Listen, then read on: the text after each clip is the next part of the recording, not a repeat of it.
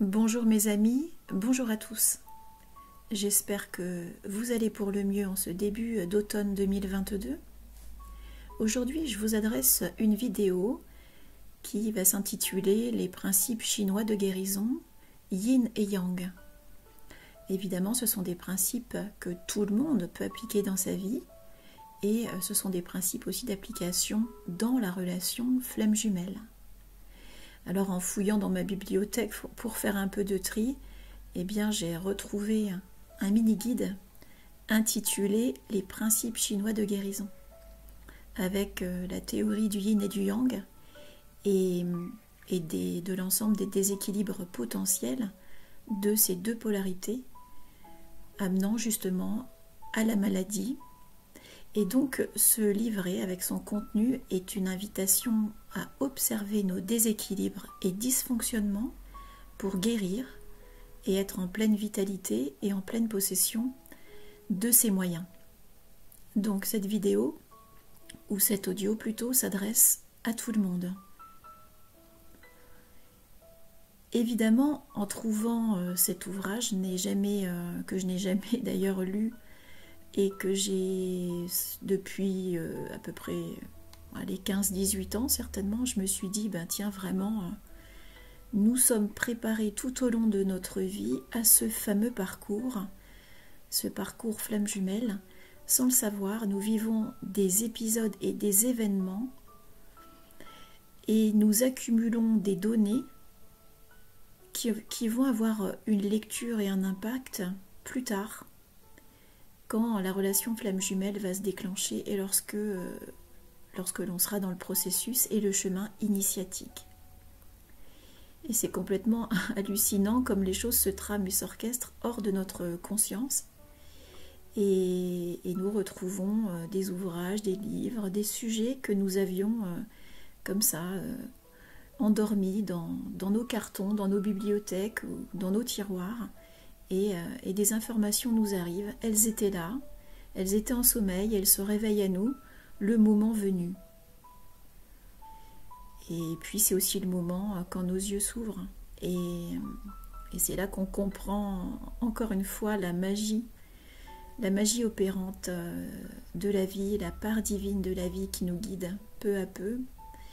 Et l'air de rien nous met sur les traces de ce que nous devons apprendre au bon moment, dans l'expérience à vivre. Et je suis toujours agréablement surprise par cette magie opérante. Ça rejoint d'ailleurs ce que j'appelle le puzzle cosmique.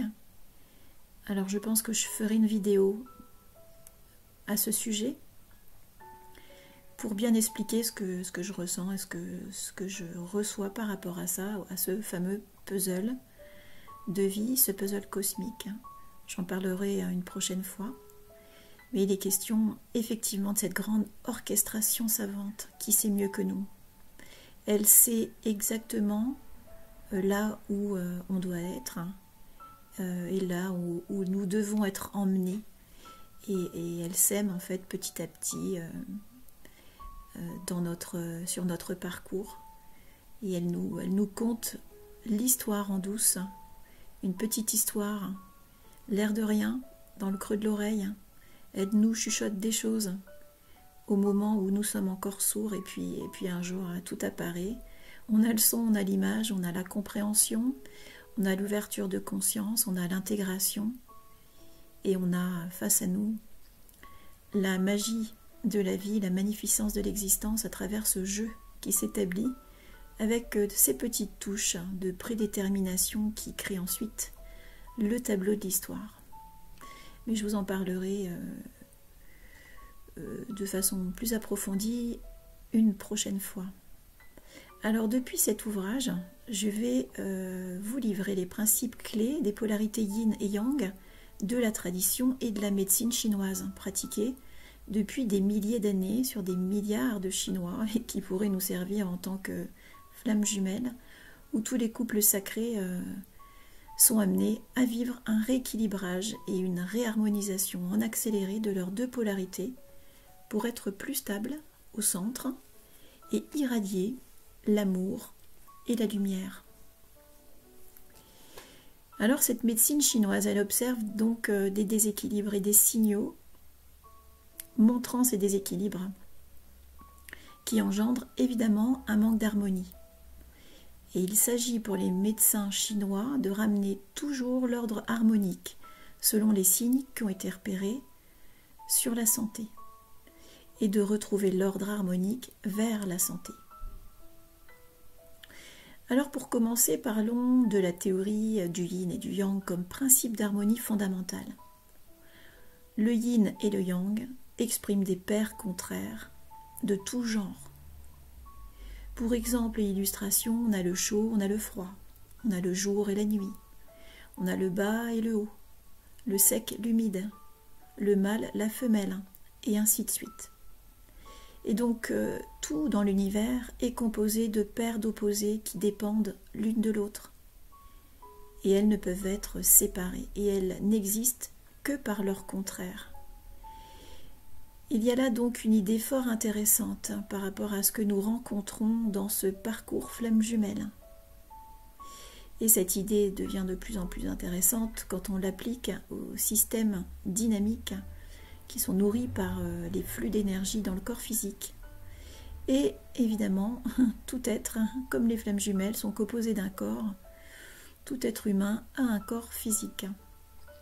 Le système dynamique peut aussi être un objet pour comprendre ces polarités, comme un pendule. Un pendule a son yin et son yang, donc le pendule de radiesthésie. C'est-à-dire que la montée et la descente du pendule, lorsqu'il oscille, eh bien, a aussi un yin et un yang.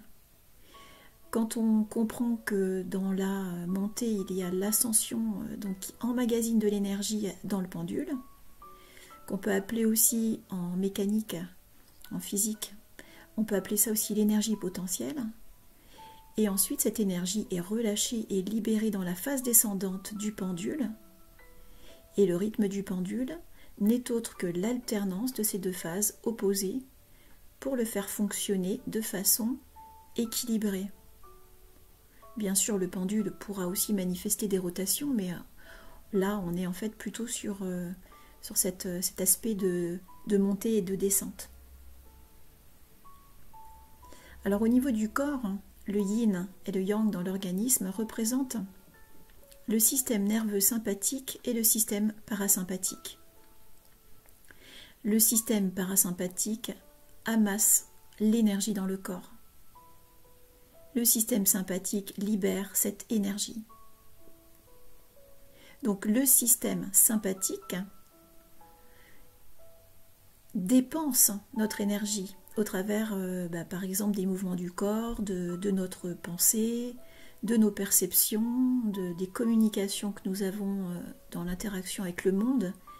Et le système parasympathique restaure l'énergie.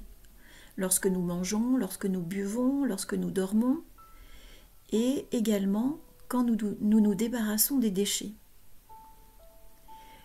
Là encore, on voit que le rythme du corps n'est rien d'autre qu'une alternance de ces phases yin et yang en harmonie, ce qui permet au corps de se maintenir. Nous voyons encore cette alternance dans nos cycles journaliers de sommeil et d'éveil. Et donc dans cette alternance que j'appelle l'alternance équilibrée, charge et repos. Pour les Chinois, l'on s'endort lorsque le yang entre dans le yin. Et par conséquent, quand on a des problèmes de santé ou des problèmes notamment de déséquilibre et d'insomnie, eh bien ce serait l'incapacité de yang à pénétrer dans le yin, ce qu'un occidental appellerait un excès d'excitation qui crée l'insomnie, une hyperactivité du système sympathique. Mais même si les choses s'expliquent en fait un peu différemment, le principe, vous comprenez, reste le même. Et donc, pour les Chinois, la maladie vient donc d'un rythme yin et yang en déséquilibre. Donc c'est plutôt intéressant. Et on pourrait comparer le mot maladie au fait qu'on ne soit pas réunis en tant que couple sacré, alors maladie entre guillemets, sachant que nos déséquilibres internes, hein, nos schémas, les masques que l'on porte, les faux selfs, les blessures psychiques qui sont présentes, les comportements qui sont erronés, les caractères égotiques, créent inévitablement des symptômes et des perturbations, voire des pathologies, mais aussi au niveau de l'élasticité électromagnétique, une répulsion de la paire énergétique des jumeaux ou de l'un des jumeaux. Il est dit qu'en général, un déplacement vers yin se traduit par une sous-activité, alors qu'un glissement vers yang entraîne une suractivité. Il est dit que tous deux en excès représentent un état de disharmonie malsain. Donc ça peut être un état de disharmonie malsain dans une relation, d'accord? Une relation de type classique, une relation de type flamme jumelle, mais aussi un état de disharmonie dans le corps émotionnel, dans le corps physique, etc. Alors, à travers cet enseignement de cet ouvrage, eh bien, j'aimerais vous inviter à regarder en vous et peut-être à prendre une feuille pour écrire avec un stylo qui va bien et de noter votre rythmique et ce qui serait de l'ordre de la suractivité chez vous et de l'ordre de la sous-activité chez vous, pour voir si vous avez plutôt des prédominances yin en sous-activité ou des prédominances yang en suractivité. Et de prendre quelques minutes pour l'écrire et d'observer en fait ce que vous vivez de l'intérieur ou de l'extérieur. Parce que en faisant un peu l'établissement de cela, vous allez voir si vous avez des suractivités en yang, qui peut être par exemple trop de travail, trop d'exigences, un investissement trop important avec les gens, beaucoup de mental, un mental, une intellectualisation, plus. Et en face, vous allez pouvoir mettre les rééquilibrages, qui pourraient être prendre des pauses, de lâcher un peu le mental, ne rien faire, faire des silences intérieurs, etc. Et si vous avez des sous-activités yin, et bien de voir si par exemple vous pourriez en rééquilibrage davantage mettre votre corps en mouvement, de faire peut-être du sport, de réintégrer la dimension du corps avec des sensations, le sensoriel, avec des massages. Et évidemment de regarder dans un petit peu cette rythmique aussi les sous-activités yang et les suractivités yin. Et évidemment, tout ça, dans cet ensemble, va vous permettre la possibilité de voir vos rééquilibrages. À la fois vos excès, des disharmonies, de constater les répercussions dans votre vie. D'accord ? Parce que si j'ai par exemple un mental suractif, une dose de travail trop importante dans la journée, eh bien peut-être je n'arrive plus en fait à libérer mon mental, à me relâcher, à me relaxer, et je vis de ce fait en répercussion des insomnies. Donc j'ai une suractivité yang. Comment ? Eh bien je peux rééquilibrer en me mettant dans du yin. Voilà, en rendant un peu moins actif mon yang par le yin. Et donc tout est comme ça en fait, tout est à observer de cette manière pour nous régler dans nos polarités. Alors les occidentaux, eux, parlent plutôt de système immunitaire. Quand on est en dysfonctionnement, eh bien c'est plutôt le système immunitaire qui est mis en avant. Et ce qui est intéressant, c'est qu'il a été découvert qu'il se compose de deux classes de cellules dans ce système immunitaire. Celles qui attaquent le système immunitaire, on pourrait dire les envahisseurs, et celles qui inhibent ou freinent l'attaque du système immunitaire. La tradition orientale dirait quant à elle les attaquants yang et les suppresseurs yin. Vous voyez un peu la correspondance. Alors observez aussi si ces termes vous parlent dans vos comportements, dans vos façons de vivre et dans votre prédominance et ou dans votre état de vitalité et de santé. Est-ce que vous sentez que, évidemment, dans ces prédominances, il y a des attaquants et où il y a des suppresseurs? Et avec ces termes-là, voyez si ça vous parle et si ça vous permet de mettre en lumière des choses en vous pour régler vos polarités, régler et harmoniser vos polarités, être en meilleure santé globale et de ce fait pouvoir aussi être en meilleure santé relationnelle avec votre autre, avec votre jumeau. Donc les désordres aussi viennent du système immunitaire en suivant deux schémas. Les suractions qui sont caractérisées par un excès de cellules attaquantes ou tueuses et les désordres de type passif caractérisés par un excès de cellules suppressives. Donc encore une fois, là, par analogie avec l'histoire flamme jumelle que vous vivez, ou dans votre vie courante, sans être dans une relation flamme jumelle, voyez ce que vous portez, voyez ce que votre jumeau ou votre jumelle porte. Et utilisez ces termes pour y voir peut-être plus clair. Attaque, attaquant, suppression, suppresseur, envahisseur, inhibiteur. Regardez aussi vos problèmes de santé quand vous êtes dans une dominante yang. Avez-vous des problèmes auto-immunes? Avez-vous des inflammations réactionnelles? Avez-vous un organisme qui réagit trop fort? Et à quoi réagit-il? Et quand vous êtes à dominante ou prédominance yin, observez si vous avez des infections liées à une faiblesse organique, par exemple. Alors dans cet ouvrage, il est aussi noté, pour cette relation yin-yang, des éléments sur les substances chimiques calmantes chez le yin et énervantes chez le yang.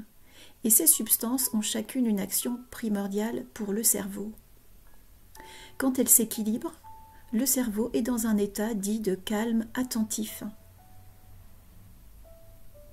Lorsque l'un l'emporte sur l'autre, nous entrons soit dans un état de calme excessif qui pourrait devenir dépressif avec trop de yin, ou d'attention trop tendue et d'anxiété avec trop de yang.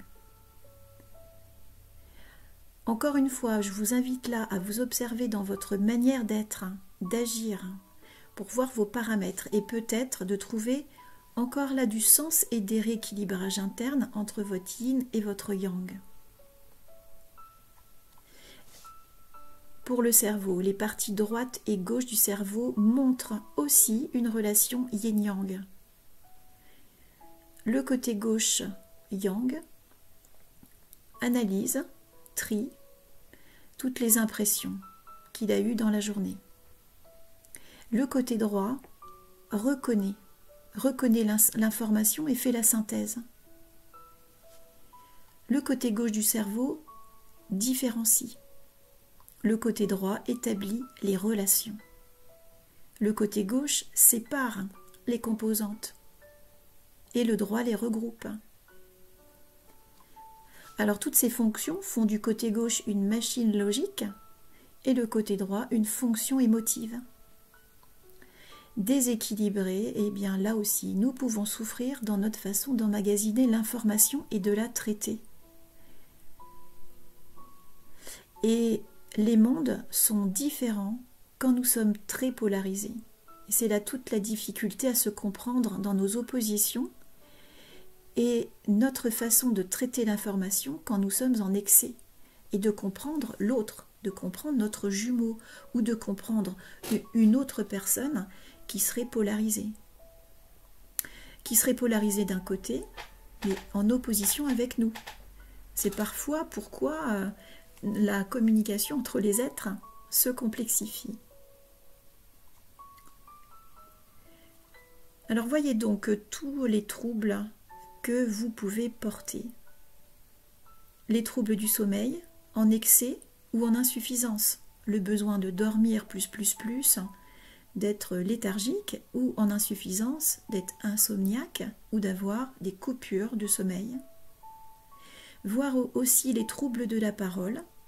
Est-ce qu'on a un débit de parole, un excès de parole, on coupe la parole, etc. Ou au contraire, on ne prend pas la parole, on ne trouve pas ses mots, on ne sait pas s'exprimer suffisamment au dehors, etc. Voyez aussi les troubles de l'appétit. Si on est plutôt en anorexie ou plutôt en boulimie, et de quoi il s'agit? Qu'est-ce qu'il y a derrière tout ça? Qu'est-ce qu'il y a derrière le plus et le moins?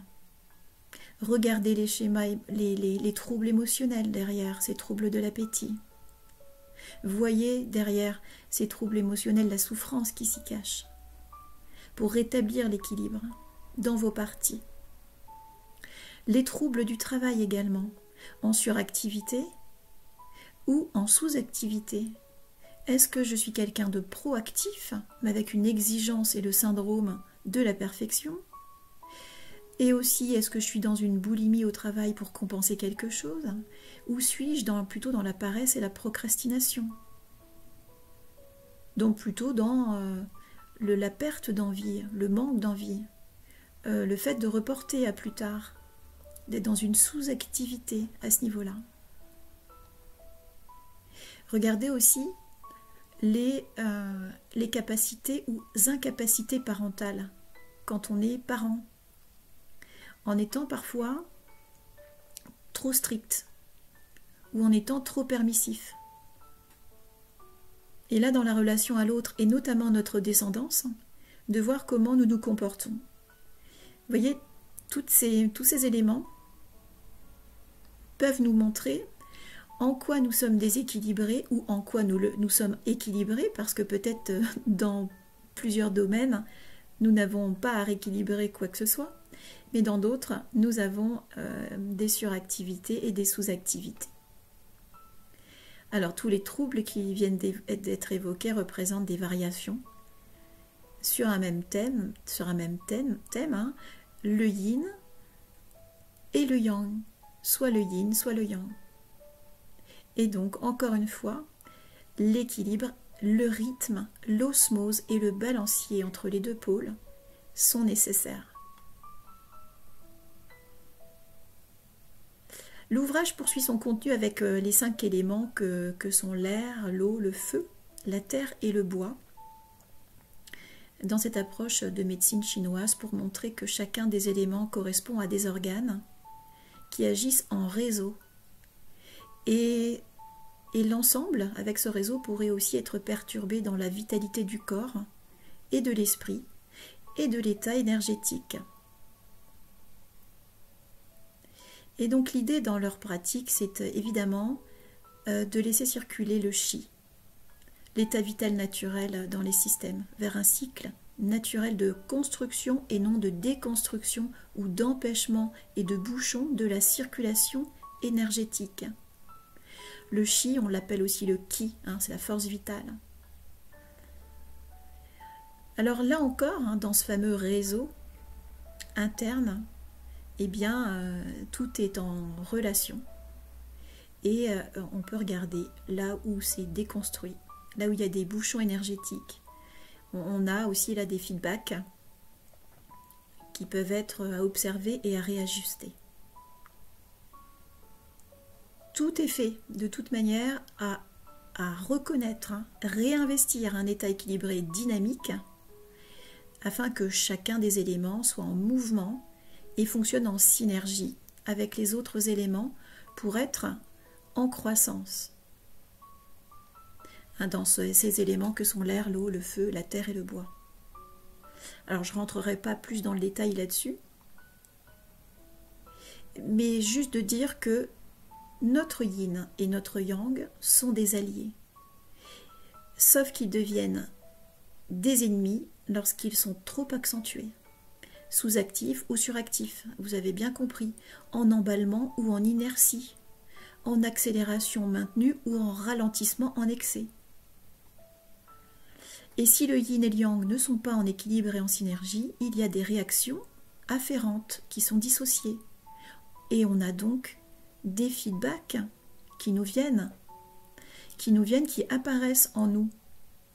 Soit on a une vitalité faible, on a un chi, une vitalité qui est déréglée. On peut avoir donc des déficiences quelque part, une relation qui est déréglée avec son jumeau. On peut avoir aussi des actions qui sont associées et harmonieuses quand les deux polarités sont équilibrées. Et là, évidemment, la paix, le bien-être, l'amour, la sagesse, enfin tous ces aspects, toutes ces énergies sont présentes. Donc comprenons bien que s'il y a un excès de yang, il y a un déficit de yin, et inversement. Si on est en excès de yin, il y a un déficit de yang. La recherche est donc de s'auto-ajuster pour se reconnaître dans son balancier et se reconnaître dans l'autre aussi, sur le plan de l'histoire à vivre dans la matière en termes de reflets, avec le système dynamique interne que nous avons en nous, et donc la partie notre partie gémellaire, notre jumeau d'âme, et d'aller regarder à la fois en interne ce qui est à ajuster, et en externe, de voir ce qui est à ajuster. Et ce qui est ajusté dans l'interne va s'ajuster dans l'externe, dans l'extérieur.